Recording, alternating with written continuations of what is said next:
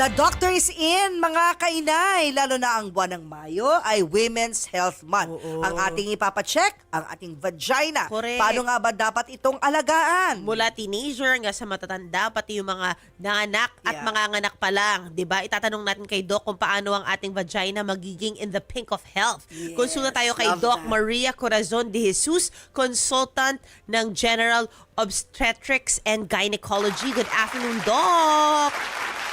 Hi, Doc! Good morning, Doc. Morning. Oh, good morning. Good Oo, morning. good Oo morning, nga, inisip ko right? kasi Oo. Afternoon na. Sa Oh my ibang gosh. time zone. Ibang time zone pala ako ngayon. Morning, Doc. Thank you for this invitation. We are very appreciative at Asian Hospital for inviting us to talk on this very interesting topic.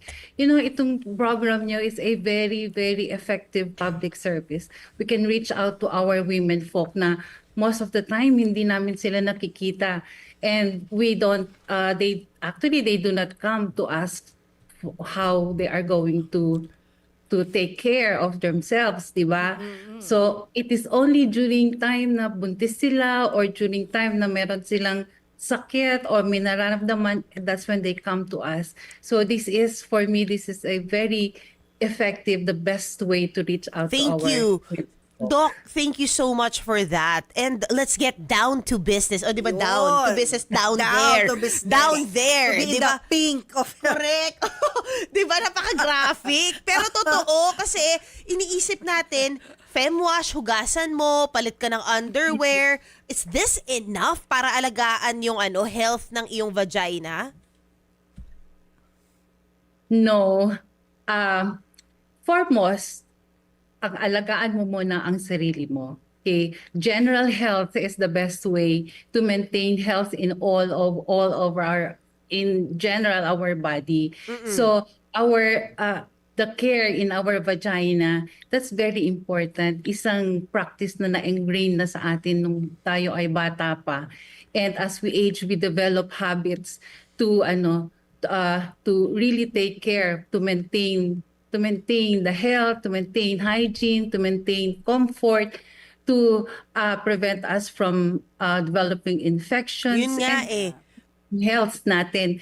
But feminine wash is not the only answer to that.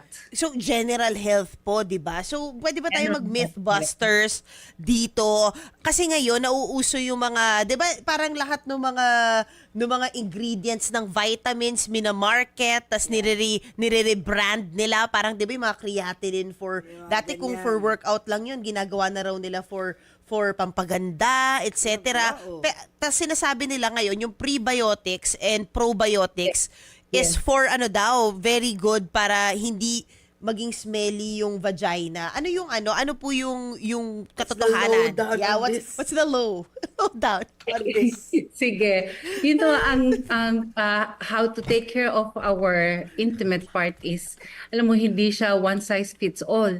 So the cleanliness is, across the ages and across all our women walks of life, in all walks of life. So, like, for example, yung mga feminine wash with probiotics, mga ganyan, probiotics really has a role in maintenance of our, Reproductive. in that area. So very, very helpful si probiotics. But there is a certain phase in our lives when we give the probiotics.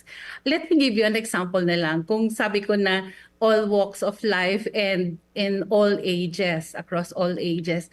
Kasi as I said kanina, nai-ingrain yung ating developing these habits and these practices from way back when we are in our childhood. That's when the first time na yung mga mothers natin ay tinuturuan tayo kung paano mag-alaga ng sarili natin. But during yung schoolgirl pa lang yung mga anak natin eh. Tayo mga mami, dapat malaman natin na meron tayo dapat we are always cautious dito sa mga anak natin kasi hindi pa nila alam.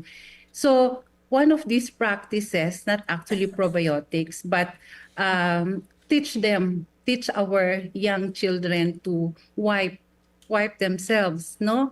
And also, ngayon ang mga water closets natin are equipped with bidet, mga ganyan. We have to teach them how to wash kasi meron pa rin, may maliit na butas doon na pwedeng pasukan ng foreign body yung mga Oh, so natin. what do you suggest? How young is young that we have to teach yung kids about washing their vagina? Yeah.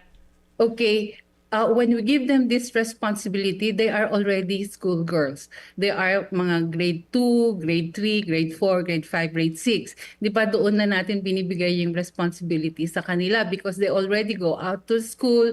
They already urinate in the schools and everything. And kung nakagisnan nila na wina-wash natin sila every after urinating, then we should also teach them how to pat dry lang pagka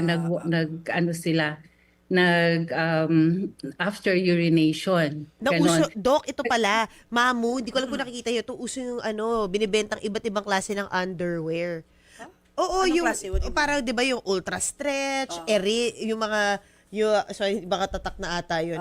Basta yung mga iba't ibang texture ng underwear. Hindi na lang cotton ngayon kasi yung Oo. maliliit pa, at least ako kasi ibang generation pala tayo. Yung maliit pa ako, Doc, wala, isang brand lang yon. I'm sure, wag mo na sabihin on air, Doc, pero alam mo yun, nakakahon, Iba-iba yung floral, Oo. pero cotton. Oo. Pero ngayon, meron Yeah. ng ibang tela. Seamless. Hindi cotton. I just forget seamless, kung anong hindi klase cotton. yung gamit nilang. Parang stretch siya Na stretch. na Excuse actually me. hindi siya absorbent Kasi, Tapos sabi nila, 'di ba, parang Hindi cotton better to. Tapos meron pa ako nakita sa isang brand naka-built-in na yung liner, yung panty liner niya. ka-built-in, meaning hindi Naka-built. ma-dispose? Yeah, so Yeah, pagka may correct. nagkaroon ka, Yes. ano pa yun, kunwari may 10 Oh. mm of blood na lumabas sa'yo, Oh. kaya kanyang protektahan na wala ka pang napkin. Yun yung Pero yung disposable ba to? Hindi, washable. Washable. So what are your thoughts, Doc, dito sa Oo. iba't ibang lumalabas na bagong mga underwear na iba-iba rin ang tela?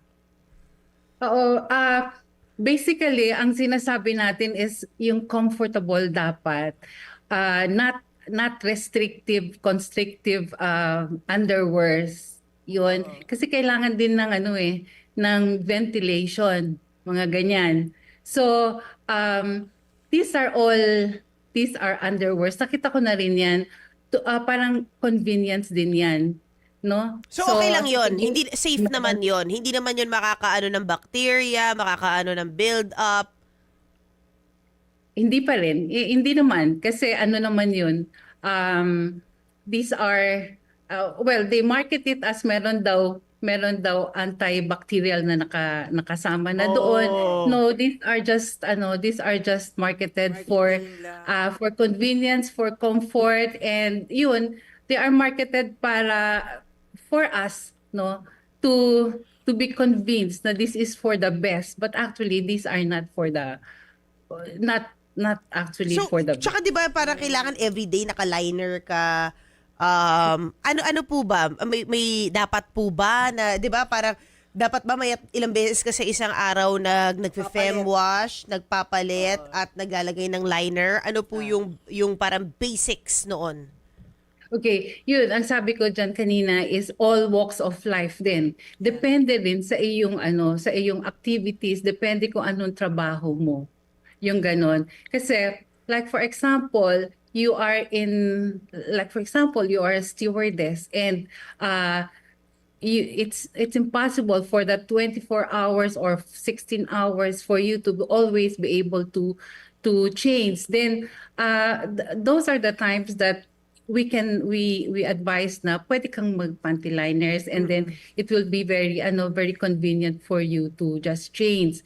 But otherwise, using panty liners is not also advisable. Why do you use liners? Because you want to protect yourself. Ibig sabihin, meron kang Discharge. Yun. And that is why you want to have a liner there. So, meaning, pag bago ka pa mag-commence, kasi di ba ang discharge nagaganap siya before your period. So, doon mo lang siya sinusuot. Yeah, that can be. How- But, uh-huh. but that, in general, wala tayong discharge dapat na lumalabas. Aha. Oo. So, ang mga discharges natin are manageable. But when discharge appear na unmanageable, something bothersome, so maglalagay ka ngayon ng panty liner. Yun. But then even putting on panty liner and that liner becomes moistened by that discharge, it's going to irritate you further. Ah.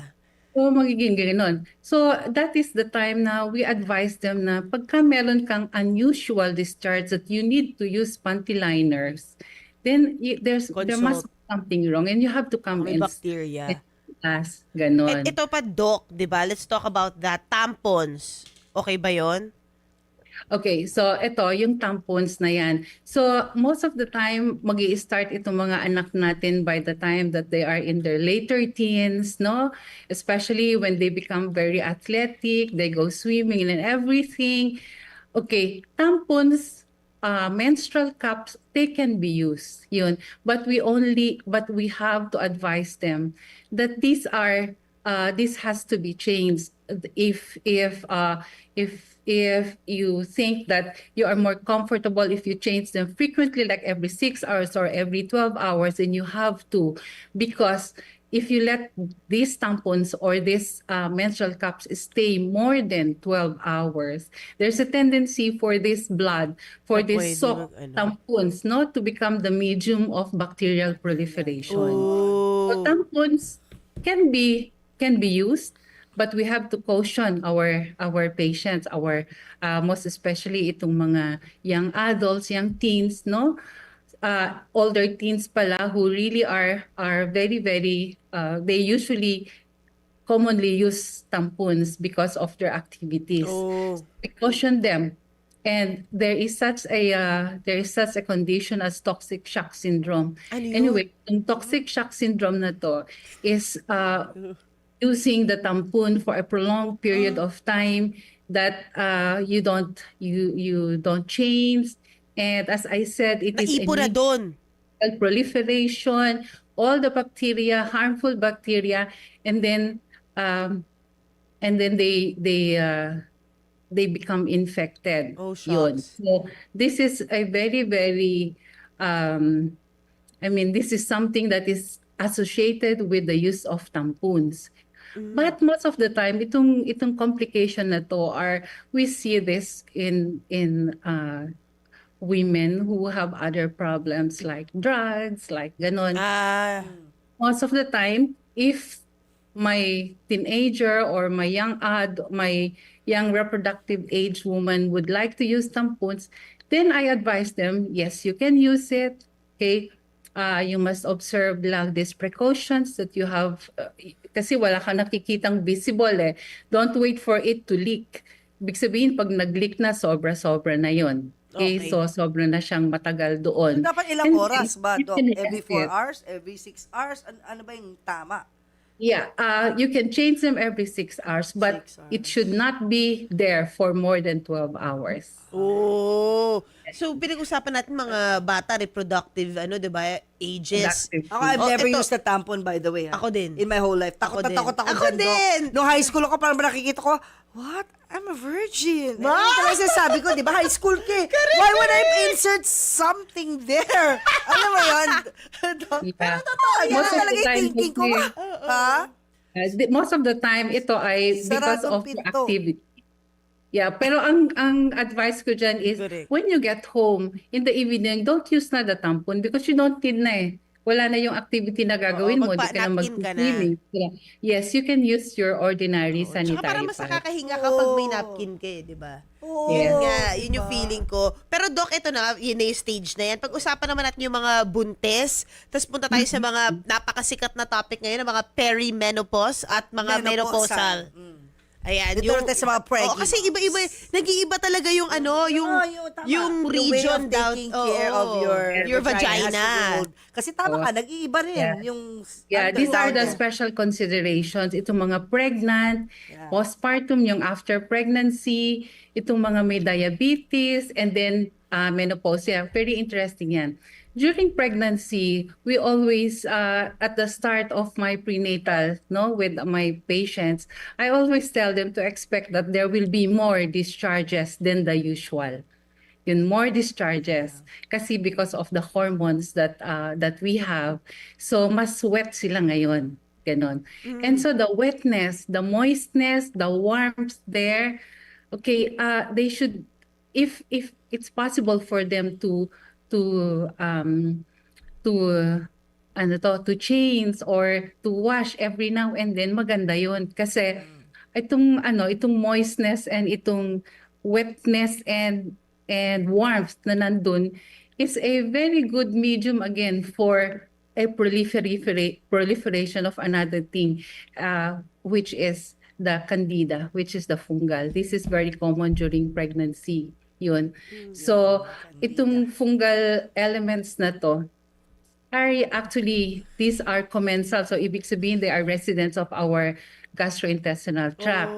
And then they are they by way of kasi ang anatomy natin, di ba, anus and the vagina, ang lapit-lapit lang. Correct. So they gain entrance into the vagina. But you can prevent that with proper washing. Yan, dapat palabas. Alam mo, yung ganon. So during pregnancy, this is very common kasi because of the warmth and the moistness dun.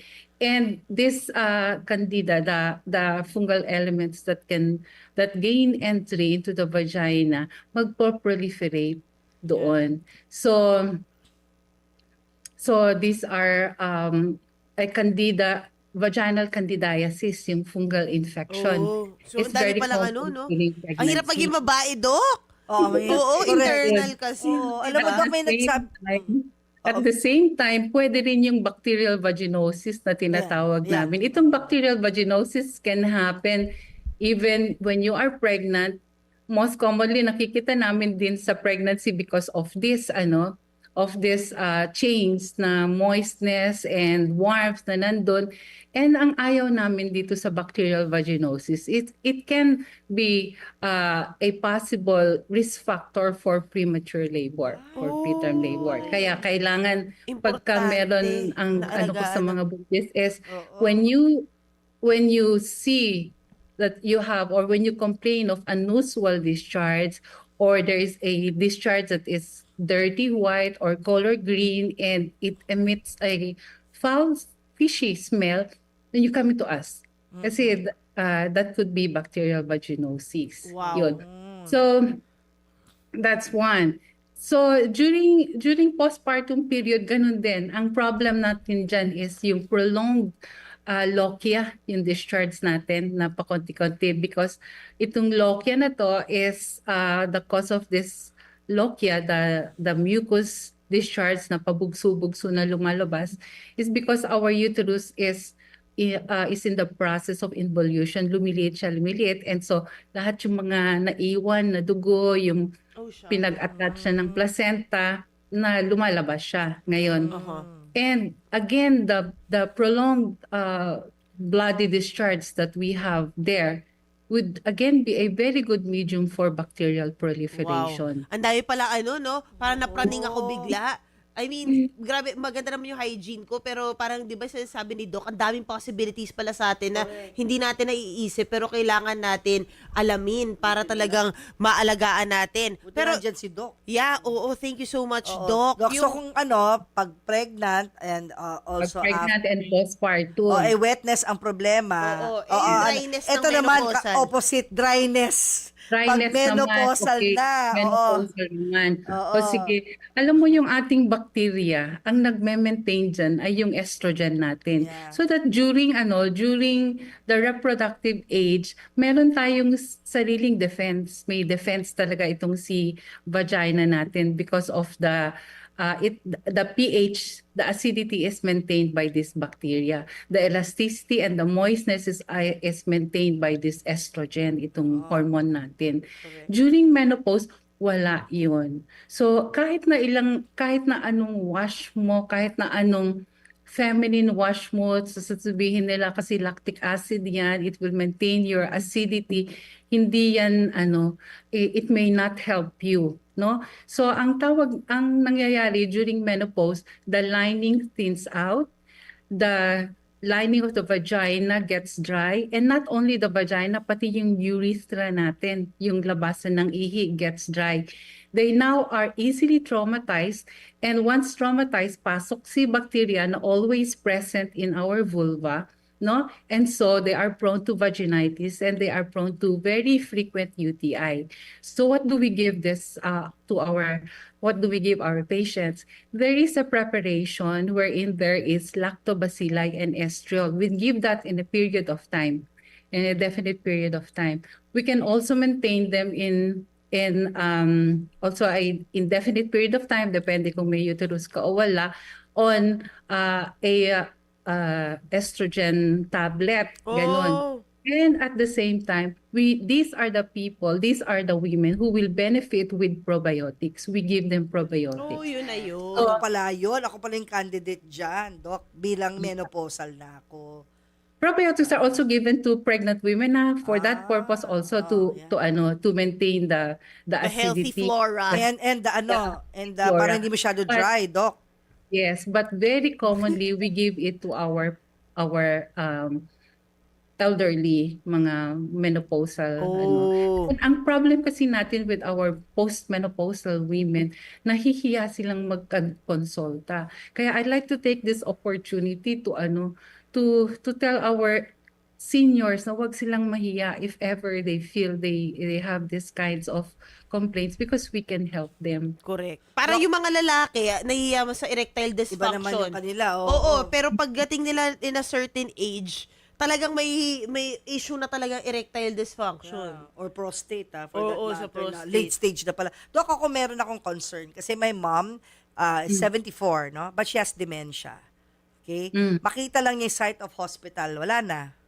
Oo. Magwawala na kasi naaalala pa rin niya yung dinala namin siya sa hospital the day she was diagnosed with dementia. So, hindi namin madala-dala talaga sa doktor. Kaya puro kami online consultation.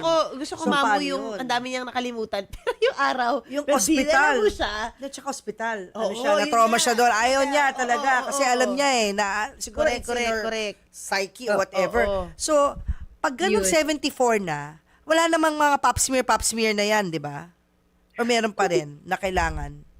Pwedeng hindi na. Kung nagkaroon siya ng mga pap smear during the time na she was 50 to 60 years old. Hindi, and Doc, there 3 consecutive pap smears na negative, Oo. pwede na siyang mag-graduate Pero doon. the last doc was 50 when she was young. My age, no? 50 na 3 consecutive pap smears na okay naman. But now she's 74. So ang worry ko is 20 plus years have gone by, di ba? So nag-worry ako for her reproductive, pero wala na, di ba? Kasi matanda na siya, no? Pero wala naman siyang hysterectomy or whatever. Pero yung vaginal health niya, doon ako nag-worry. Anong mga sakit ang pwedeng makuha ng mga senior sa kanilang vagina, di ba? Kung hindi sila regularly nagpapa-check up, pwede bang probiotics lang ibigay ko sa mama ko? Kasi may dementia siya eh. Pwede siyang mag-probiotics. And then ensure na hindi siya nangangate, walang itchiness. Kasi most of the time, itchiness ang problema nila. Wala naman, thank God. Oo. So kung meron man, titignan Oo. natin kung meron discoloration yung kanilang vulva. Naku, Why? hindi na nga pupunta ng ospital, Oo Doc nga eh. Kumbaga ayaw na niya magpa-check up. Ayaw na nga niya insure talaga. Magpunta ng ospital, magpa-check up. Kami Anyway, na lang sisilip. Anyway, ito yung mga signs will be nga yung itchiness na ganyan. Okay. And if your mom is in the heavy side, yung ganyan. Hindi naman. So, loose cotton underwears, dusters, ganyan. And every time na lang na magwiwi siya is pa-rinse mo even with just water, warm water. Para lang meron siyang caregiver who washes her intimate areas Yeah. or she can heal. Saka maano si mama, isang patak nga lang sa adult diaper, pinapalitan na niya. Ganun siya very eh. good. Isang patak lang, Oo. ayaw niya na isuot ulit kaya ang gasto sa diaper. Oo, minsan nga, hindi naman siya nagwiwi, pero sinuot niya na ng ayos ilang na oras. yan. Palit na. Kahit Oh, walang that's very wiwi. good. That's a very good practice. Ano siya, conscious siya. That's nice. Oo. I hope Alam mo, marami. ganyan na sprinkle alcohol. Oh, never. Ay, Ay, oo, oo. never. Magdadry lalo eh, di ba, Doc? Correct. Yes. Oo. Alam mo, isa pang problema, not only sa mga menopausal na, yung konting tawa, nawiwiwi, yung biglang konting ubo, nawiwiwi, yung incontinence.